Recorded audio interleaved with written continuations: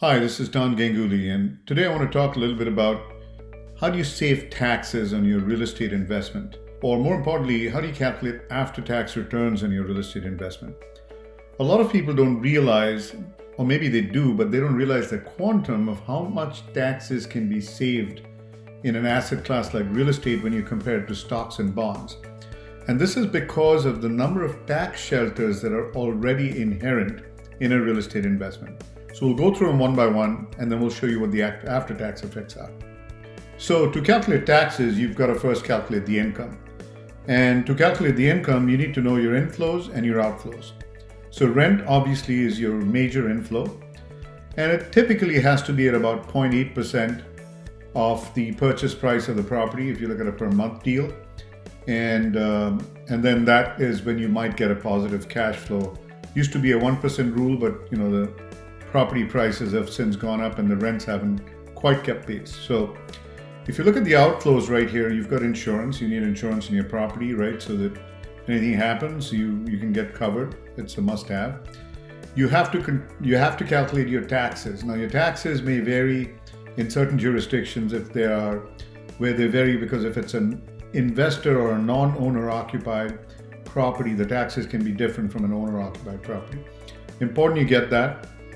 You got vacancy. Your tenants are not going to stay forever, and when they leave, you're not going to get a tenant right away. So there's going to be a certain, vacant property cost that you've got to factor in, and then you've got your turns. I mean, once a tenant leaves, you've got a deposit, but then they may leave the property in a condition where you have to do some work, and that's on you, unless the tenant's done damage, and you can take part of the deposit for the damage. But regardless, you got a budget for that, and then if you're not managing it yourself, you've got a property manager managing it. You need to account for some property management fees.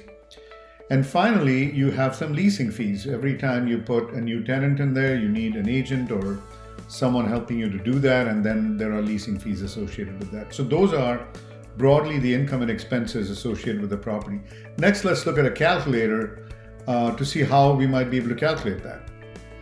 So now let's take these various hypotheticals and create a particular scenario where we put in some numbers, and we'll use this tax calculator. And as you can see here, this calculator is actually available on our website, investment.co/income-tax-calculator. So you can go in there and play with it, and we'll get into that in a second. But assume that you've got a property that you're buying for $250,000, for the sake of example. Your monthly rent is $2,100 and your vacancy is about a month a year, which is reasonable. Your taxes are about 1.5% of your purchase price. Insurance is about $1,500, maybe higher or lower based on where you are.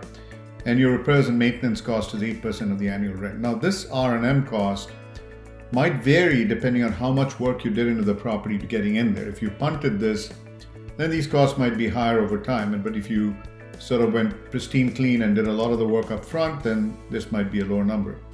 Your PM fees, depending on where you are, could be around 7% of the rent.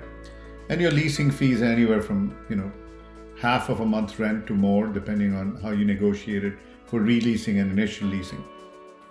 So that kind of puts us in a calculator where you've got $25,200 in rent, and you factor in the vacancy for 30 days, put all these expenses in, and you get a net operating income of $13,359 after you take out all your fees. This return is what's known in the industry as cap rate. So your cap rate on this property is 5.3%, and you'll hear this as a very common index of how people look at property returns, and used very extensively in multifamily, not as much by single family investors, but it is a common term that normalizes across properties. Now next, what we'll try and look at is when you finance this property, how does that look? So financing is the real juicer, the propeller, the springboard of increasing your single family property investment returns, or multifamily for that matter. Now, why is it an X factor here? Because when you buy stocks and bonds, you don't get a government-backed loan to buy a stock or a bond that you can put only 25% down and do that. Now, the key here, if you look at this, is that your interest rate, if it is lower than the cap rate, which we just defined, and in this case, let's say your interest rate is 4.25, very much in line with what you're getting today, and probably you're getting something lower. And the cap rate, as we said, was 5.3. So there is a delta between that 4.25. So you're borrowing at a rate that's lower than the return you're getting. So in addition to being able to put less down, you're being able to leverage, i.e. a smaller amount of money is giving you a bigger amount of return because you're making the difference between what you borrow and what the project, or in this case, the property actually returns. So we'll go through this calculation bit by bit, right? So we take that $250,000 property and say you put 30% down right here. Now on 30% down, you put $75,000 down, and your total return is 5.3% of this $250,000, which we just went through a little bit ago, which is about $13,359, right? Then you come out of pocket for your loan, which is 4.25%. So for an effective net in your pocket of $66.23 per year, right? So which is on $75,000, that's a return of 8.8%, right? So if you actually look at this calculation bit by bit, again, this white paper is also available on investment.co, and you go to learn and you can see these white papers and you can download it. But here we go. So these are the assumptions. It's a 30-year loan, 70% purchase price, down payment. So now if you look at a 30% down payment, that's a 75. The net NOI, or which was the cap rate that we talked about before, 13,000. So let's look at the after-tax return calculations, but first the finance return calculations with the tax calculator that's on the investment website right here. So as we've done before, the price of the property is $250,000. The monthly rent was $2,100, and you can see the numbers changing here on the right. The vacancy we said was about 30 days. So the vacancy number changes here. The taxes were 1.5%. We said the annual insurance was about $1,500. Repair and maintenance was about 8%. And the property management fees about 7%. Leasing fees are 0.5%. And you're taking a 70% financing, which means you're taking 30% down at an interest rate of 4.25%. So we're back to that $1,359 here with all the expenses in here.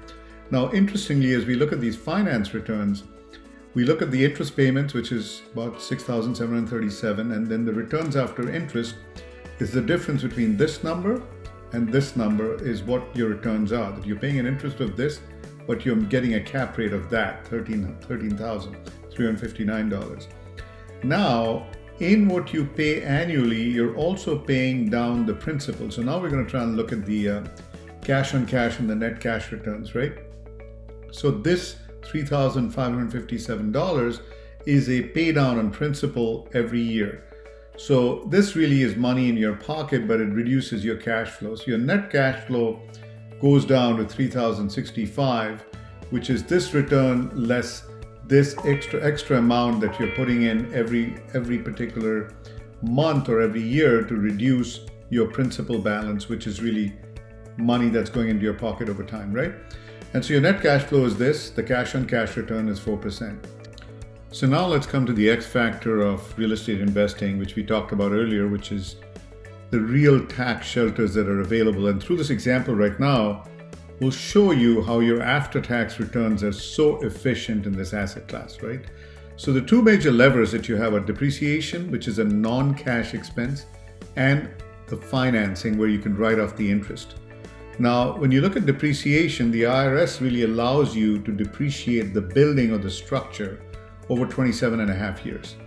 Now, how do you find out how much the building is versus the land? You can actually find this in your appraisal report. But typically, the building ends up being 70% of the overall value, other than in very high value states where the number can be a little bit different, where the land value is higher. But otherwise, it's roughly about 70%. So we'll just look at that calculation here.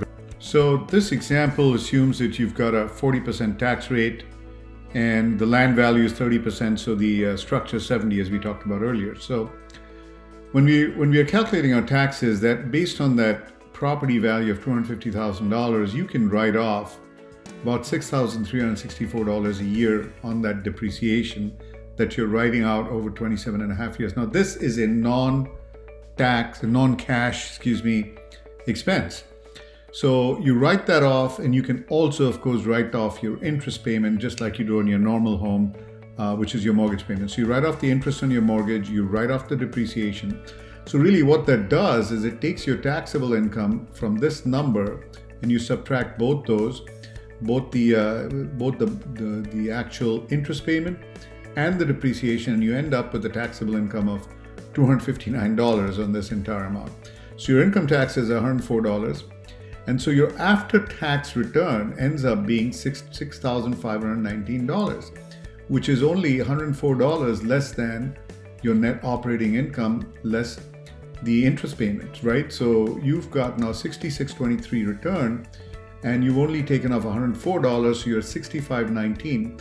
So your after-tax return now goes up to 8.69%.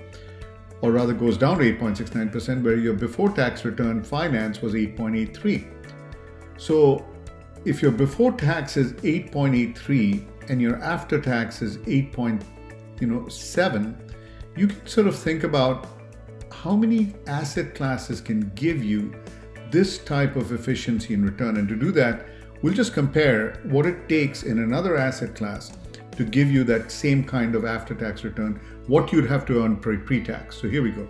So now let's look at a comparison of what you'd have to earn pre-tax, as we talked about in another asset class, right? So here's a quick summary on our investment white paper on saving taxes.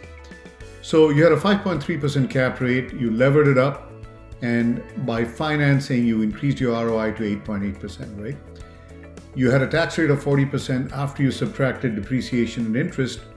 You got an after-tax return of 8.7%, right? So an 8.8% pre-tax gave you an 8.87% after-tax. Now, to get an 8.7% after-tax in another asset class, assuming you've got a 40% tax bracket, now you can play with that and make it 30 or make it 50, depending on where you end up, or anything less than that. And you'll see that you need a pre-tax return of about 14.5% on any other assets like stocks and bonds to give you that same 8.7 after tax that you get on real estate. Now that's how tax efficient real estate is, and we really should all be looking at after tax, not before tax anyway, because that's what the money that comes in our pocket, after we pay Uncle Sam. So this is something to think about when you're investing in real estate, to see how it lines up with your other assets from an after-tax standpoint. Not just what return am I getting on this property, but after I write everything off and after I get my depreciation, where do I stack up when I invest in stocks, bonds, or gold, or anything else you might invest in? And by the way, there are some other pieces here that you can as well write off. So you can, if you go to eyeswideopeninvesting.com and look at our tax blog with Amanda Han, you'll see that there are other things you can write off and take accelerated depreciation on your asset, which a CPA has guided you properly to do that. But this is this particular podcast to talk about how real estate juices up your returns through financing and how you can save money through after tax.